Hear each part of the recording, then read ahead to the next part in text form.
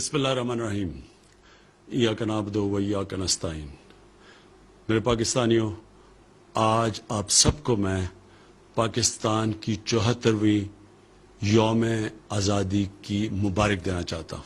ये पाकिस्तान मैं हमेशा कहता हूँ एक अजीम ख्वाब का नाम था, और वो ख्वाब थी हमारे फाउंडिंग फादर्स कायद आज़म मोहम्मद अली जिन्ना और इलामा इकबाल की। और वो ख्वाब ये थी कि हमने पाकिस्तान को एक इस्लामी फलाई रियासत बनाना था, और दूसरी तरफ उस रियासत के अंदर कानून की बालादस्ती कायम करनी थी, जिधर सब इंसानों के हकूक होने थे, चाहे उनका कोई रंग हो या जो भी उनका मजहब हो, लेकिन सब इंसान बराबर और हकूक उनके रियासत ने गारंटी करने थे। तो ये एक बहुत बड़ी ख्वाब है, और इस सफ़र के ऊपर हम निकले हुए हैं, और मुझे कोई शक नहीं कि इंशाअल्लाह इस मंजिल तक हम पहुंच जाएंगे। लेकिन इसमें हम सब मिलके एक जद्दोजहद करेंगे तो पहुंचेंगे। दूसरी, मैं आज आपको मुबारकी देना चाहता हूं, जिस तरह सारी कौम ने मिलके कोरोना वायरस का मुकाबला किया। शायद ही किसी कौम ने इस कामयाबी से बैलेंस किया, इस कोरोना वायरस की जद्दोजहद में शायद ही किसी ने इस तरह बैलेंस किया जो हमारे मुल्क पाकिस्तान ने किया। शुरू में हमें खौफ था कि एक तरफ कोरोना से लोग मरेंगे, दूसरी तरफ हमें खौफ था कि जो लॉकडाउन लगाने से पूरी माशियत खत्म हो गई, बंद हो गई, उसकी वजह से भूख से लोग मरेंगे। तो जो हमने फैसले किए, आज हमें अल्लाह का खास शुक्र अदा करना चाहिए कि कोरोना के केसेस भी नीचे आ गए हैं और हमारी माशियत भी ऊपर जाना शुरू हो गई। इसमें फिर से मैं कहता हूं कि कोशिश इंसान करता है, लेकिन कामयाबी अल्लाह देता है। ये नहीं कि हम जंग जीत चुके हैं, अभी भी चैलेंजेस सामने हैं। हमने अगर एहतियात ना की, और सबसे बड़ी एहतियात है कि हम जब भी लोगों के सामने जिधर पब्लिक में जाएं, अपने फेस मास्क पहने। आसान चीज है, जैसे आप ये पहनते हैं तो चांसेस इस वबा के फैलने की कम हो जाती है। तीसरी मुबारक मैं अपनी कौम को देना चाहता हूं कि जिस तरह 2 साल बड़े मुश्किल हमारे 2 साल गुजरे हैं, उसके बाद जिस तरह हमारी माशियत उठनी शुरू हुई है, बड़े जिस तरह जब हुकूमत मिली तो हमें 2 साल पहले तो बड़े मुश्किल हालात थे। हमारे पास फॉरेन एक्सचेंज नहीं था, हमारे रिजर्व्स गिर चुके थे, हम बाहर के पैसे नहीं दे सकते थे, जो कर्जों की किस्तें देनी थी, जो हमारी लाइबिलिटीज थी। हमारे पास फॉरेन एक्सचेंज नहीं था, शुरू में हम डिफॉल्ट भी कर रहे थे। बड़ा मुश्किल वक्त था, क्योंकि अगर मुल्क अपने जो इन्होंने कर्जे देने या जो लाइबिलिटीज हैं उस पर डिफॉल्ट कर जाए, तो उसके बड़े बुरे असरात एक मुल्क के ऊपर आते हैं। सबसे बुरा असर पड़ता है कि जो आपके पास मुल्क में डॉलर आना होते हैं वो और कम हो जाते हैं।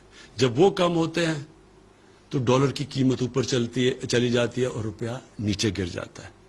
और जब रुपया नीचे गिरता है तो याद रखें, सारी चीजें जो बाहर से हम इंपोर्ट करते हैं, खरीदते हैं, वो महंगी हो जाती है और मुल्क में महंगाई आ जाती है। तो बहुत बुरी महंगाई से हम बचे हैं, क्योंकि हम डिफॉल्ट से बच गए थे। लेकिन ये नहीं कि लोगों के हालात आसान थे। मैं सब जानता हूं कि किस तरह लोगों के हालात मुश्किल थे और अभी भी हैं। लेकिन खुशखबरी आप सबके लिए ये है कि हालात बेहतर हो रहे हैं। हमारी हर चीज, अगर आपने देखना है कि बिजनेस कम्युनिटी का कितना एतमाद है एक मुल्क की माशियत पे, तो स्टॉक मार्केट देखें। रिकॉर्ड हमारी स्टॉक मार्केट ने कामयाबी से ऊपर गई है। इसलिए गई है कि लोगों का एतमाद बढ़ना शुरू हो गया, और उसकी एक बहुत बड़ी वजह हमारी कंस्ट्रक्शन इंडस्ट्री है। हमने अपनी कंस्ट्रक्शन इंडस्ट्री को वो मराद दिए हैं जो कि कभी पाकिस्तान की तारीख में कंस्ट्रक्शन इंडस्ट्री को पहले नहीं मिले थे। और कंस्ट्रक्शन इंडस्ट्री जब आपकी उठनी शुरू होती है, तो उसके साथ 40 और इंडस्ट्रीज हैं जो उठनी शुरू हो जाती है। इसका मतलब ये कि जो सबसे बड़ा मसला इस मुल्क में है रोजगार का, लोगों को रोजगार मिलना शुरू हो जाता है और वेल्थ क्रिएशन शुरू हो जाती है। ویلتھ کریشن کا مطلب کہ جب آپ ملک کی دولت بڑھتی رہتی ہے تو اس سے دو کام ہوتے ہیں.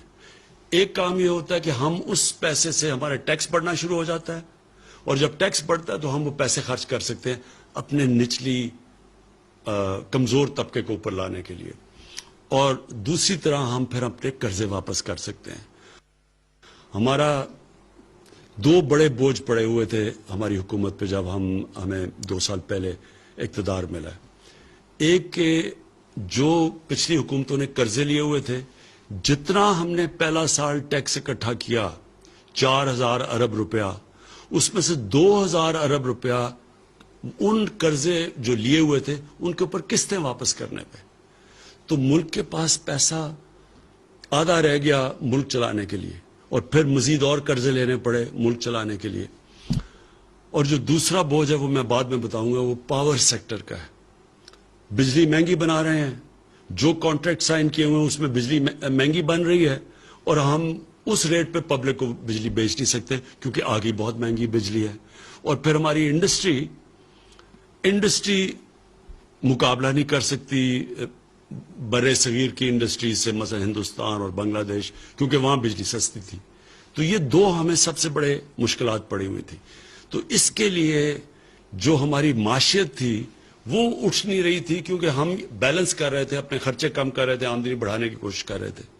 تو اللہ کا شکر ہے کہ آج ہماری آمدنی بڑھنی شروع ہو گئی ہے. اس کرونا وائرس کے باوجود ہماری جولائی کے اندر جو ٹیکس کلیکشن ہے وہ جو ہم نے ٹارگٹ سیٹ کیا تھا اس سے زیادہ ہوئی ہے, اور آگے اور بہتر حالات نظر آ رہے ہیں. اور جیسے جیسے ہماری کنسٹرکشن انڈسٹری چلے گی تو انشاءاللہ ہماری ٹیکس کلیکشن بھی بڑھتی رہے گی, اور روزگار بھی لوگوں کو ملتا رہے گا.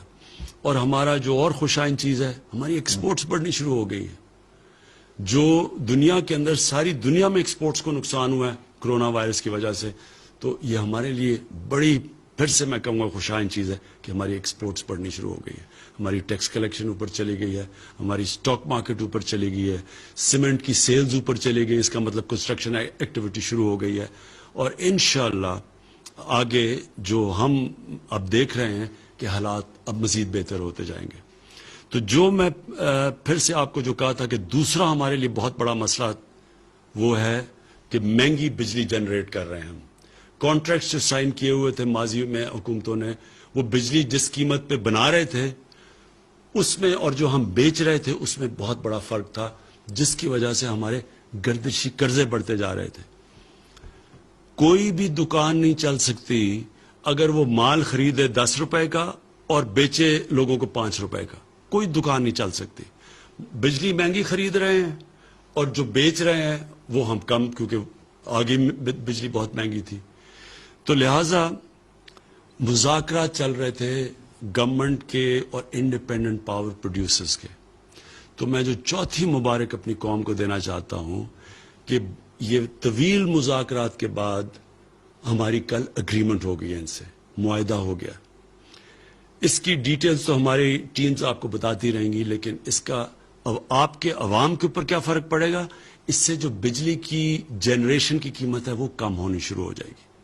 اور جب وہ بجلی کی جنریشن کی قیمت کم ہوگی, یہ فائدہ ہماری انڈسٹری کو بھی ہوگا اور انشاءاللہ آنے والے دنوں میں عوام کو بھی ہوگا.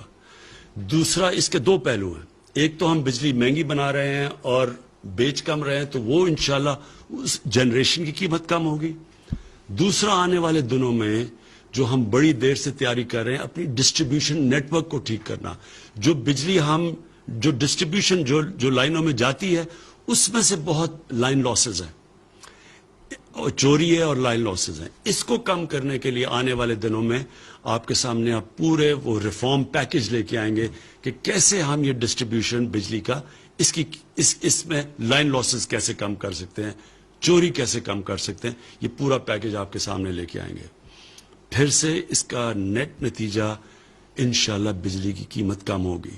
یہ سب سے بڑا بوجھ ہمارے اوپر قرضوں کے ملک کے قرضوں کے اوپر کا ایک بوجھ, اور دوسرا بوجھ یہ پڑا ہوا یہ جو مہنگی بجلی بنا رہے ہیں اور پھر ہم جو ڈسٹریبیوٹ کرتے ہیں اس میں نقصان بہت ہو رہا ہے. اس سے جو میں پاکستان دیکھ رہا ہوں کہ ایک انڈسٹریل پاکستان جو انڈسٹریل پاکستانی روزگار دے سکے گا لوگوں کو، انشاءاللہ اس ڈائریکشن کے اوپر ہم نکل جائیں گے۔ آخر میں پاکستان کی طرف سے مقبوضہ کشمیر میں جو ہمارے بھائی اور بہنیں ہیں، جو ہمارے بچے ہیں، ہم سب کو آج پاکستان کی طرف سے میں ان سب کو آج پیغام دینا چاہتا ہوں کہ سارا ملک آپ کے سامنے کھڑا ہے۔ سارے ملک کو احساس ہے کہ کس قسم کے ظلم کا آپ سامنا کر رہے ہیں، کس قسم کی مشکلات آپ کے اوپر ڈلی ہوئی ہیں۔ ہم پوری جدوجہد کرتے رہیں گے، پولیٹیکل، مورل، ڈپلومیٹک، پوری آپ کے ساتھ، آپ کے لیے جدوجہد بھی کریں گے، آپ کے ساتھ بھی کھڑے ہیں، اور اللہ سے بھی دعا کریں گے کہ اللہ آپ کو آزاد کرے، اللہ آپ کو وہ حق دے جو آپ کو 70 سال پہلے یونائٹڈ نیشنز کی سیکیورٹی کونسل نے آپ سے وعدہ کیا گیا تھا، یو این کی ریزولوشنز میں جو آپ کو حق ملنا چاہیے تھا کہ آپ نے اپنے مستقبل کا فیصلہ کرنا تھا۔ ہم جدوجہد بھی کریں گے، ہم آپ کے لیے دعا بھی کریں گے۔ پاکستان